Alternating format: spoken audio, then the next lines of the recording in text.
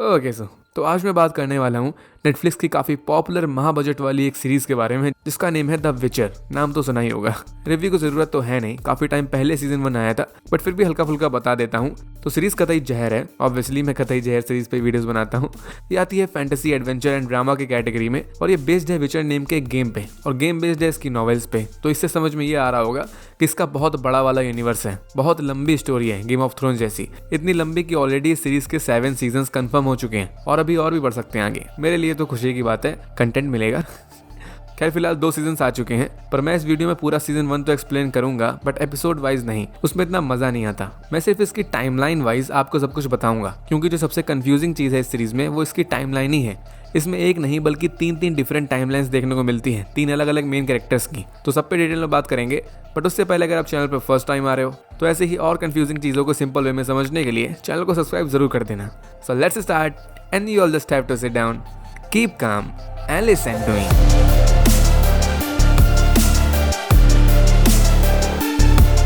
तो स्टार्ट करते हैं कैरेक्टर से। तो पूरे सीजन 1 में अपने को मेन 3 कैरेक्टर्स के बारे में दिखाया गया है। पहला ऑब्वियसली मेन हीरो द विचर, जिसका नेम होता है गेरोल्ट। सेकंड होती है एक खूबसूरत महिला, एक सॉर्सरेस, बोले तो जादूगरनी, इसका नेम होता है येनिफर। एंड थर्ड होती है एक लड़की, एक राजकुमारी, जिसकी डेस्टिनी जुड़ी होती है विचर से, इसका नेम होता है सिरेला। प्यार से इसको सिरी बोलते हैं, आईफोन वाली नहीं। तो ये 3 कैरेक्टर्स हैं और इन्हीं की अलग अलग टाइमलाइंस अपने को दिखाई गई हैं और सीजन फिनाले में आके इन तीनों की टाइमलाइन एक साथ आके मिलती है। उससे पहले तीनों की अलग अलग स्टोरी चल रही होती है। तो इन तीनों के बीच में क्या कनेक्शन होता है और इनकी क्या बैक स्टोरी होती है उस पर अपन बात करेंगे 1 बाय 1 करके। तो स्टार्ट करते हैं गेरोल्ट ऑफ रिविया से, बोले तो विचर से। तो यहाँ पर विचर एक्चुअली में किसी का नेम नहीं होता, ये एक तरीके से टाइटल होता है, बोल सकते हो। यहाँ एक विचर नहीं, बहुत सारे विचर्स होते हैं जिनकी जो जॉब होती है वो होता है मॉन्स्टर्स, राक्षस या दानव, इन सबको मारना, इनसे फाइट करना। सीरीज का सबसे पहला सीन ही यही होता है जहाँ गेरोल्ट एक किकीमोरा नेम के मॉन्स्टर को मार डालता है। इसके बदले में लोग इसको कॉइन्स देते हैं, मतलब पे करते हैं। बेसिकली नेता टाइप होता है ये, अपने लिए काम नहीं करता, जनता के लिए काम करता है। हालांकि नेता जैसे नहीं कि हर जगह मिल जाए, यहाँ बहुत ही रेयर विचर्स देखने को मिलते हैं क्योंकि इनका काम बहुत डेंजरस होता है। इनके पास स्पेशल पावर्स वगैरह भी होती हैं, magic and super human strength type. तो ऐसे ही एक विचर अपने को दिखाते हैं गेरोल्ट, अपना सुपरमैन। तो बात करते हैं इसके चाइल्डहुड के बारे में। तो अपने को लास्ट एपिसोड में इसके बचपन का सीन दिखाया गया है। तो अब यहाँ से समझ जाओ कि डायरेक्टर ने कितना दिमाग का दही किया होगा टाइमलाइन को आगे पीछे करके। तो अपने को लास्ट एपिसोड में एक सीन दिखाते हैं जहाँ गेरोल्ट वही काम कर रहा होता है जिसमें ये बेस्ट है, मॉन्स्टर्स को पेलना। बट मॉन्स्टर के एक इन्फेक्शन की वजह से ही इसका माइंड प्रॉपर वे में काम करना बंद कर देता है। सो इसको विजन्स वगैरह आने लगते हैं इसके बचपन के। तो बचपन के विजन्स में इसकी बायोलॉजिकल माँ होती हैं जिनका नेम होता है वेसेना। इसने गेरोल्ट को अबैंडन कर दिया था, मतलब इसको छोड़ के चली गई थी केर मोहर नेम के एक प्लेस पे जब वो छोटा था। और यहाँ पर गेरोल्ट मिला था वेसेमीर नेम के एक विचर से और वेसेमीर ही इसका फिर मेंटोर बना था और गेरोल्ट को इसी ने विचर ट्रेनिंग भी दी थी। ये वेसेमीर अपने को सीजन 1 में नहीं दिखाया गया, बस इसके बारे में हम लोगों को बताया गया है। हालांकि अभी कुछ टाइम पहले एक विचर की एनिमेटेड फिल्म आई थी, उसमें अपने को वेसेमीर की स्टोरी दिखने को मिली थी। मेन कैरेक्टर में वेसेमीर था, जहाँ अपने को पता चला था कि विचर बनने की ट्रेनिंग छोटे से ही स्टार्ट हो जाती है। बहुत बच्चे विचर बनने आते हैं जिसमें एक गेरोल्ट भी होता है, बट ये ट्रेनिंग बहुत ज़्यादा वाली हार्ड होती है। सिर्फ 10 में से 2 या 3 बच्चे ट्रेनिंग पास कर पाते हैं, या फिर बोल सकते हो सर्वाइव कर पाते हैं, क्योंकि जो सर्वाइव नहीं कर पाते वो लिटरली मर जाते हैं, इतना ज़्यादा हार्ड होती है। लेकिन किसी तरह अपना गेरोल्ट सर्वाइव कर जाता है ऑब्वियसली। और अपने को ये चीज़ सीरीज में कंफर्म नहीं करी गई कि आखिर गेरोल्ट की एज क्या है, बट इंटरनेट के विद्वानों के अकॉर्डिंग मे बी गेरोल्ट 100 साल से ज़्यादा का हो सकता है। इस यूनिवर्स में जादूगर लोग ज़्यादा एज नहीं करते, इसी वजह से आगे हमें इसकी माँ को फर्स्ट टाइम दिखाते हैं, वेसेना को, एकदम एंड में, जो गेरोल्ट की हालत को ठीक करने आई होती है। तो वेसेना बहुत यंग दिख रही होती है, लग ही नहीं रहा होता है कि ये इसकी माँ है, क्योंकि वो भी एक जादूगरनी होती है, मतलब वो भी एज नहीं करती। और ऑब्वियसली गेरोल्ट इससे बहुत गुस्सा होता है क्योंकि ये इसको अबैंडन करके चली गई थी, बेसिकली इसको विचर बनाने के लिए छोड़ गई थी। और इसकी माँ के बारे में अपने को नहीं दिखाया गया, मे बी सीजन 2 में आए वो, मे बी नहीं आए। खैर ये थी बैक स्टोरी अपने विचर की, बोले तो गेरोल्ट की। अभी आगे और मिस्ट्री है इसकी, बट उस पर बात करने से पहले अपन सेकंड मेन कैरेक्टर पे आते हैं जो है येनिफर। अब इसकी टाइमलाइन गेरोल्ट से अलग है, कंपैरिजन करें तो टाइमलाइन वाइज छोटी भी है, क्योंकि बताया मैंने गेरोल्ट 100 साल से ऊपर का है, बट येनिफर का ऐसा नहीं है। तो इसकी ओरिजिन स्टोरी गेरोल्ट की ओरिजिन स्टोरी से बहुत बात की है, मे बी दोनों के टाइम में 30 या 40 साल का डिफरेंस हो सकता है। सो येनिफर बचपन में एक नॉर्मल लड़की तो होती है, बट फिजिकली नॉर्मल नहीं होती। इसकी बैकबोन और इसकी जॉ डिसलोकेटेड होती है, इस वजह से इसको काफ़ी बुली किया जाता था। इवन इसके खुद के फादर इसको सही से ट्रीट नहीं करते थे। बट ये एक तरीके से स्पेशल लड़की थी क्योंकि इसके पास होती थी मैजिकल पावर्स। ये बात इसको खुद नहीं पता थी उस टाइम। बस एक दिन अचानक से टेलीपोर्ट होकर किसी केव में आ गई थी, स्ट्रीट नेम के सॉर्सरर के सामने। ये स्ट्रीट काफ़ी अच्छा बंदा होता है, इवन आगे चल के येनिफर का अफेयर भी स्टार्ट हो जाता है इसके साथ। तो स्ट्रीट समझ गया था कि इस लड़की के पास मैजिकल पावर्स हैं, इसका मतलब टेसाया इसको अपने क्लैन में शामिल कर लेगी। टेसाया के बारे में बताऊं तो ये भी एक बहुत बड़ी और बहुत पावरफुल सॉर्सरेस होती है, जादूगरनी होती है। ये अपना खुद का एक मैजिकल स्कूल चलाती है जहां ये मैजिकली टच लड़कियों को मैजिक सिखाती है, बेसिकली उनको ट्रेन करती है सॉर्सरेस बनाने के लिए, एक परफेक्ट जादूगरनी।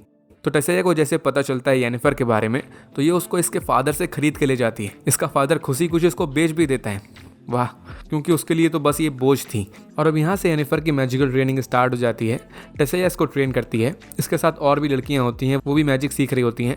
और यहाँ जो मैजिक होता है उसको बोलते हैं केओस मैजिक। इसकी खास बात ये होती है कि आपको मैजिक का यूज़ करने के लिए किसी और चीज़ को सेक्रीफाइस करना होता है परफेक्ट बैलेंस बनाने के लिए। इसी वजह से टेसाया यहाँ पर जो मैजिकली वीक लड़कियाँ होती हैं उनको ईल्स में कन्वर्ट कर देती है, और उनकी पावर से इसका जो मैजिक कैसल टाइप होता है एरेटुजा नेम का, ये उसको पावर्स देती है। मतलब वही कि एक चीज़ में मैजिक देने के लिए दूसरे को सेक्रीफाइस करना होता है, परफेक्ट बैलेंस। सो यहाँ भी येनिफर एक सॉर्सरेस बन जाती है काफ़ी ट्रेनिंग के बाद। और अब टाइम आता है इसके प्लेसमेंट का, मतलब अब कंपनियाँ आएंगे, मतलब अब इसको कहाँ सेटल करना है।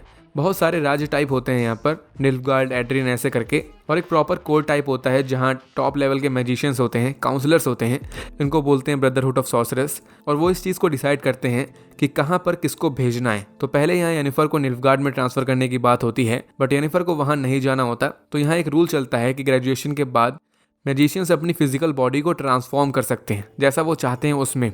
तो येनिफर ये डिसीजन ग्रेजुएशन से पहले ही ले लेती है, अपनी बॉडी को ट्रांसफॉर्म करने वाला मैजिक के थ्रू। और जैसा मैंने बताया था कि यहाँ के मैजिक के हिसाब से एक चीज़ को करने के लिए उसके बदले कुछ सेक्रीफाइस करना होता है। तो अगर येनिफर को अपने आप को ट्रांसफॉर्म करना है तो उसके बदले इसको अपनी फर्टिलिटी का सेक्रीफाइस करना होता है।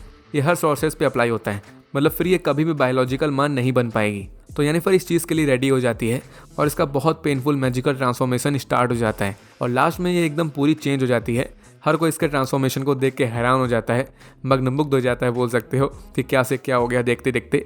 और ये सीधे जाती है एड्रिन के किंग के पास जो मेन काउंसलर था, और उसको सेड्यूस करके ये अपना ट्रांसफ़र कैंसिल करवा देती है। मतलब अब ये निल्फगार्ड नहीं जाएगी, एड्रिन में ही रहेगी सॉर्सरेस बन के। और इस बात से जितने भी अदर मैजिशियंस वगैरह थे वो बोल सकते हो कि येनिफर के एनिमी टाइप बन जाते हैं। इसका बोल्ड मूव किसी ने एक्सपेक्ट नहीं किया था इस वजह से, इवन टेसिया ने भी नहीं किया था। तो अब ये थी बैक स्टोरी येनिफर द सॉर्सरेस की। इसकी भी आगे मिस्ट्री है, बट उस पर बात करने से पहले अपन आते हैं थर्ड मेन कैरेक्टर पे, जो है राजकुमारी इंदुमती, मतलब सिरी।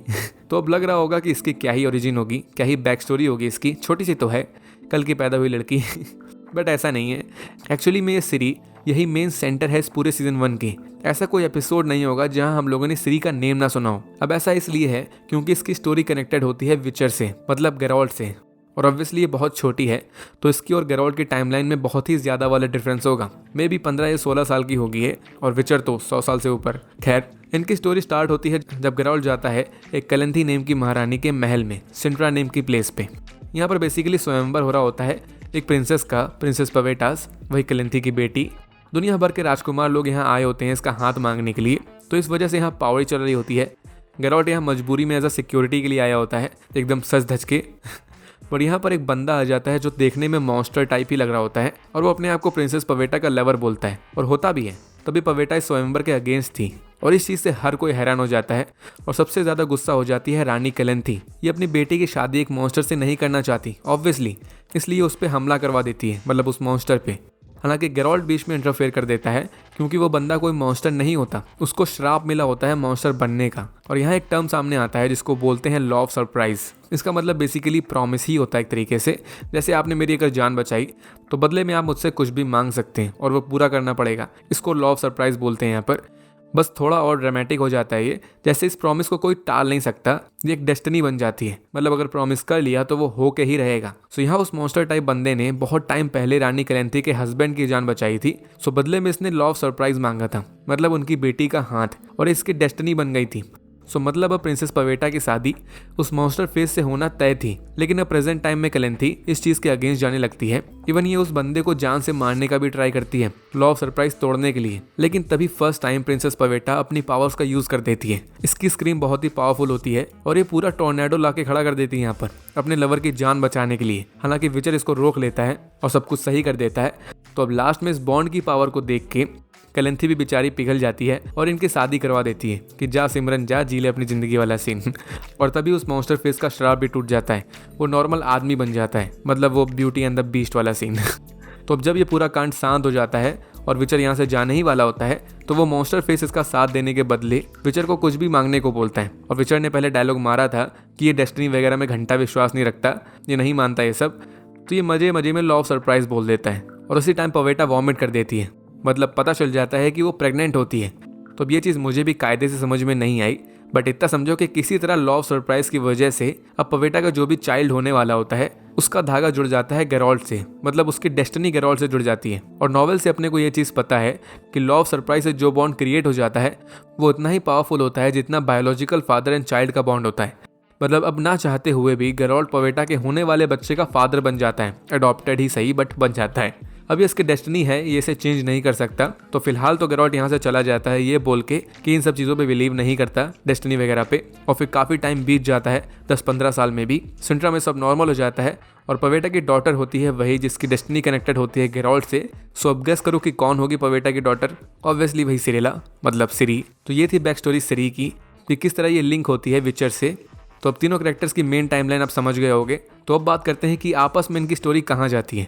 सो येनिफर जो याद होगी एक सॉर्सरेस बन गई थी, तो ये लगभग 30 सालों तक एड्रिन में अपनी जॉब करती है, फाइट करती है, लोगों की हेल्प करती है। और इन्हीं 30 सालों में विचर इसकी इस साइड अपनी जर्नी चल रही होती है। सबसे पहले ये ब्लैविकन नेम की जगह में जाता है, एक रनफ्री नेम की लड़की से लड़ता है जो कि एक विचर टाइप ही होती है, बट उसके गेरॉल्ट से कुछ पंगे हो जाते हैं। तो रनफ्री के साथ साथ गेरॉल्ट उसके सभी साथियों को मार डालता है और इसी वजह से इसका नया नामकरण हो जाता है द बुचर ऑफ ब्लैविकन। इस नेम से ये बहुत ज़्यादा वाला फेमस हो जाता है। और फिर आगे जाके कुछ टाइम बाद विचर का एक नया दोस्त बनता है येसिकर नेम से, जो एक सिंगर होता है और इसने विचर के ऊपर एक गाना बनाया होता है टॉस अ कॉइन करके, जो विचर की दुनिया के साथ साथ अपनी रियल दुनिया में भी बहुत ज़्यादा वायरल हो गया था। और अब गेरॉल्ट को लोग व्हाइट वुल्फ नेम से जानने लगते हैं। और इसके बाद गेरॉल्ट जहाँ भी जाता है येसिकर के साथ ही जाता है, बेस्ट फ्रेंड बन गए होते हैं दोनों एकदम।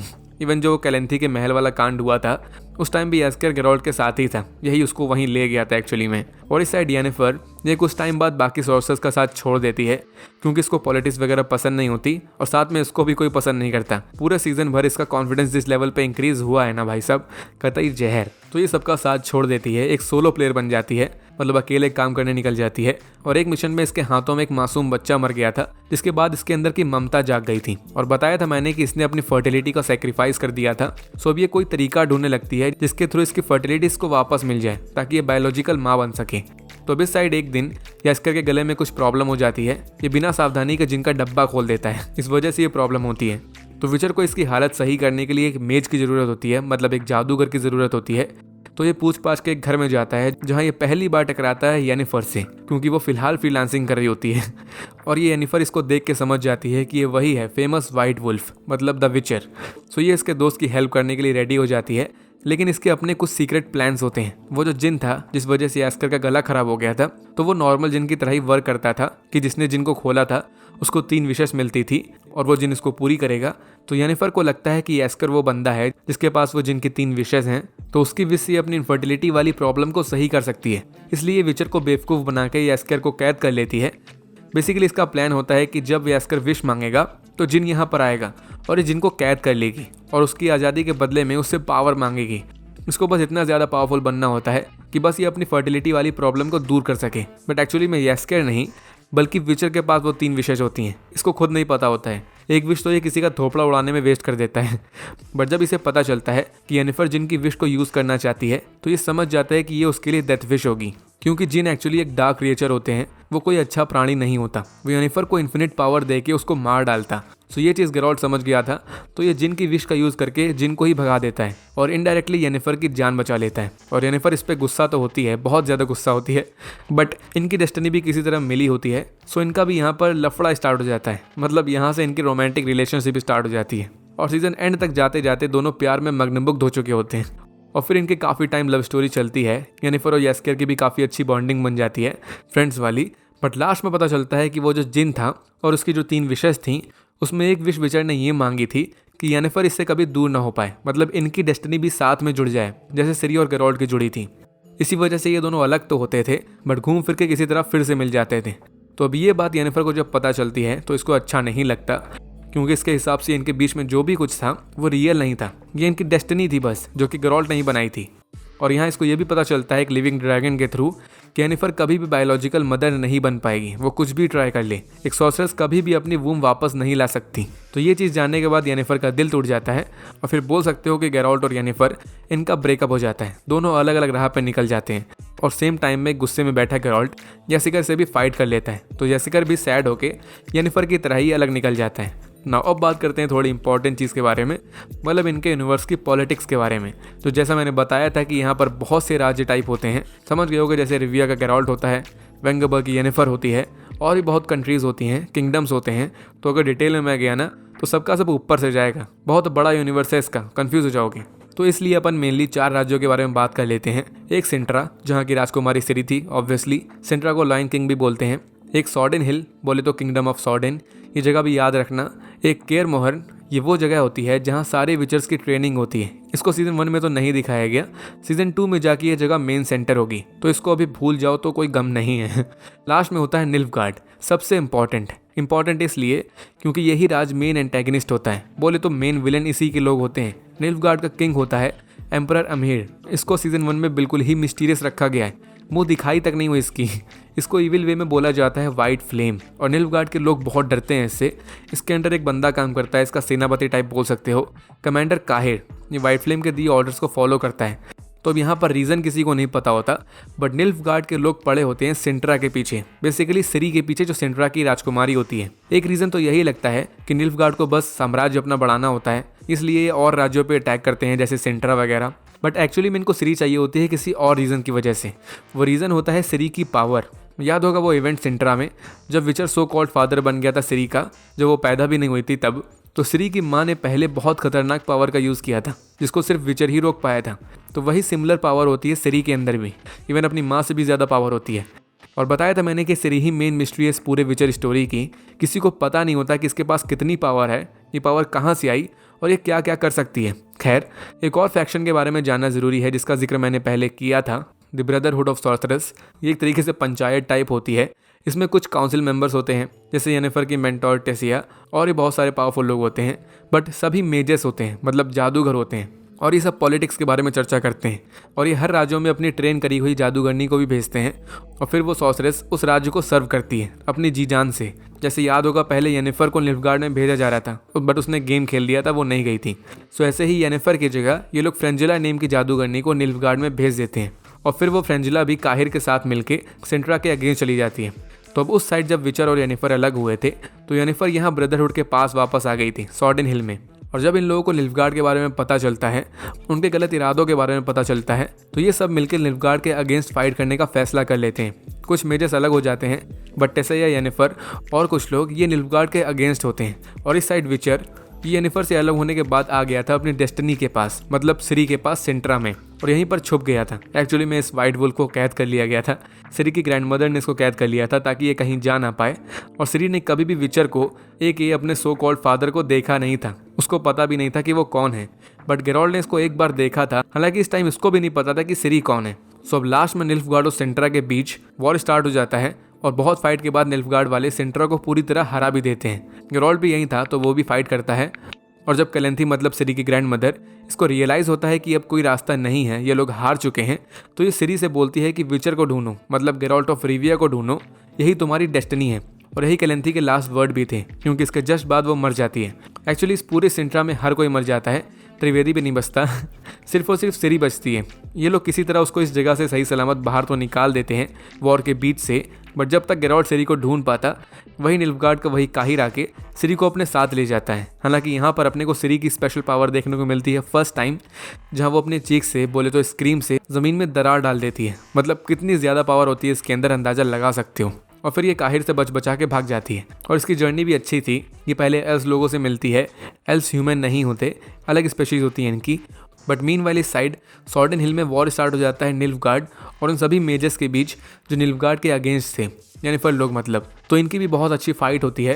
और यहाँ पर मैजिक के बहुत से रंग रूप होते हैं, मतलब लाइट मैजिक, डार्क मैजिक, ऐसे करके कुल मिला के टेसिया और कुछ मेजर्स के हिसाब से लाइट मैजिक, बोले तो अच्छा मैजिक यूज़ करने की इजाज़त होती है। बट निल्फगार्ड के लोग इस चीज़ को नहीं मानते, सो ये डार्क मैजिक का भी यूज़ करते हैं। मतलब वो मैजिक जिसका यूज़ करना इन्हें मना होता है। सो इस वजह से ये सब मतलब निल्फगार्ड वाले ये वॉर को जीत रहे होते हैं और सामने वाले बहुत बुरी तरह हार रहे होते हैं। बट लास्ट में आती है येनिफर, इसके पास भी कोई रास्ता नहीं बचता और टिसैया ने भी इससे पहले बोला था कि अपने केओस को स्टोर करके रखो, मतलब अपनी पावर स्टोर करके रखो कुल मिला के, और सही टाइम पे अपनी फुल पावर का यूज़ करना। सो येनिफर भी अपना फायर मैजिक यूज़ करती है।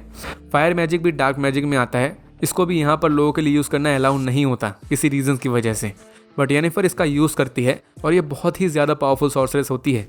ये अपने फुल पोटेंशियल से मजे के निल्फगार्ड वासियों को जला के मार डालती है। एक्चुअली ये पूरे जंगल में आग लगा देती है, लंका लगा देती है सबकी, मतलब जिसमें इसके खुद के साथी भी थोड़े बहुत घायल हो जाते हैं।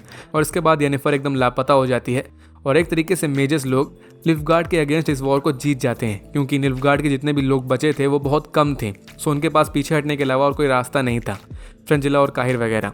और इस साइड विचर जिसकी डेस्टिनी जुड़ी हुई थी सिरी से, सो दोनों के दोनों घूम फिर के फाइनली आपस में टकरा जाते हैं। इनकी मिलन स्टोरी काफ़ी अच्छी थी। एक लेडी होती है जो सिरी की हेल्प करती है, इसको अपने घर लेके आती है आराम करने के लिए, और उसी लेडी का हस्बैंड टकरा जाता है गेरॉल्ट से और वो उसकी हेल्प करता है। और जब वो गेरॉल्ट को अपने साथ घर लेके आता है तो यहाँ पर जंगल के बीच में सिरी फर्स्ट टाइम टकरा जाती है गेरॉल्ट से। डेस्टिनी बाबू भैया, डेस्टिनी। और इसको बताना नहीं पड़ता कि गेरॉल्ट कौन है, ये उसको देख के ही समझ जाती है कि हाँ यही गेरॉल्ट ऑफ रिविया है जो इसकी ग्रैंडमदर ने मरने से पहले मेंशन किया था। और ये एक ही चीज़ पूछती है गेरॉल्ट से कि येनिफर कौन है। अब इसको एक्चुअली में वियर्ड ड्रीम्स आते हैं या विजन्स आते हैं बोल सकते हो, जिसमें इसको पता चला था एक लेडी के बारे में, येनिफर। और येनिफर का मैंने बताया था वो लापता हो गई थी उस वॉर के बाद। तो अब एग्जैक्ट इसी पॉइंट से सीज़न 1 एंड हो जाता है। काफ़ी ज़्यादा वाली खिचड़ी पक गई होगी, आई नो, स्टोरी ऐसी है, बट आगे और सीज़न में सब कुछ क्लियर होने लगेगा। और सीज़न 2 फिलहाल आ चुका है, जिसमें अपने को सिरी के बारे में और जानने को मिलेगा। और जैसा मैंने बताया मेन कैरेक्टर यही है सिरी, मेन बेस यही है स्टोरी में। और इसका अब जो बापू बन चुका है विचर, तो इसको तो इसके साथ रहना ही होगा, नॉर्मल है। और येनिफर की भी डेस्टिनी जुड़ी हुई है गेरॉल्ट से, तो वो भी सीज़न 2 में आएगी ऑब्वियसली। सब कुछ यहाँ पर डेस्टिनी का ही चक्कर है, कहीं भी जाएं ये लोग घूम फिर के साथ में ही टकरा जाएंगे आकर। खैर सीज़न 1 तो मुझे काफ़ी पसंद आया था और मुझे पता है बहुत सारे क्वेश्चंस बिना आंसर के छोड़ दिए गए हैं। बहुत सी मिस्ट्री बाकी है अभी सीज़न 1 में, जो सीज़न 2 में दिखेगी। अब सीज़न 2 में क्या होगा तो वो मेरी सीज़न 2 वाली वीडियो में देख लेना। बाकी इस वीडियो के लिए इतना ही। लाइक एंड सब्सक्राइब ज़रूर करना, नहीं तो तुमको विचर की दुनिया से कोई ना कोई डीमन आके उठा के ले जाएगा। तो ऐसा नहीं चाहते तो जो बोला है कर दो। सो मिलते हैं नेक्स्ट वीडियो में, तब तक के लिए stay tuned and bye bye.